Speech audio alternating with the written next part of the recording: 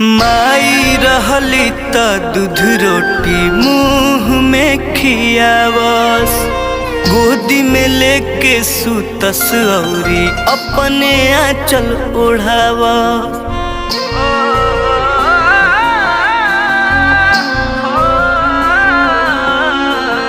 माई रहली त दूध रोटी मुँह में खियावस, गोदी में लेके सुतस औरी अपने आंचल ओढ़ावस। बिट्टू गौरव के हुई भी सहाय नइखे।